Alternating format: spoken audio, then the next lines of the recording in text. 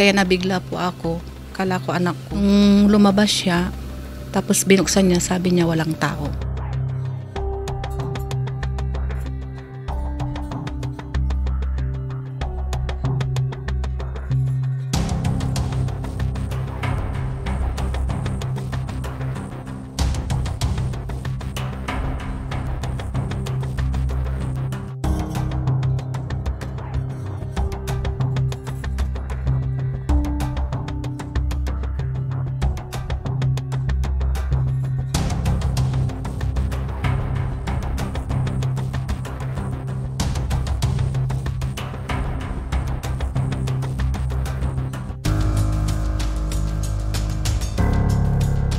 Mayroon nang nangyari dyan sa kabilang barangay na kung ano-ano raw ang ginagawa nila, may nanakawan daw.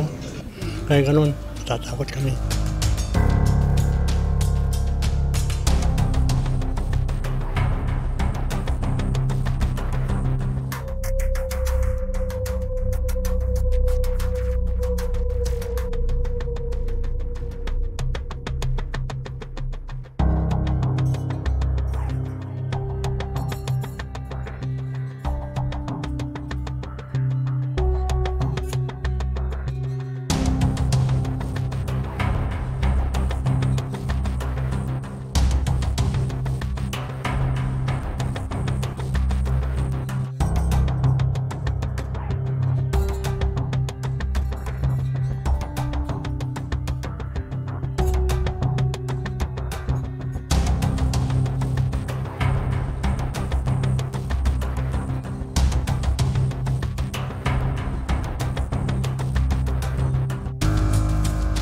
Isang Facebook post po na sinasabing meron pong pumatok sa bahay nila. Pero nung amin pong napag-alaman, ito po pala ay walang basehan. Siya lang po ay nagbase dun sa unang Facebook post na kanyang nabasa. Hanggang ito ay naikalat.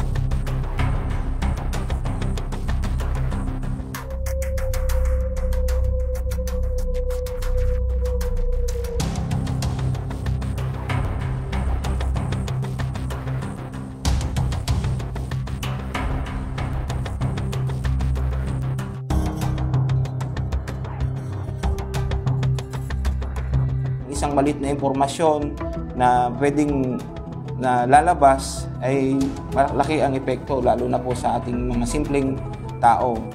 Ako po ay nananawagan sa ating mga kababayan na itigil po yung ganitong pagkakalat ng maling impormasyon.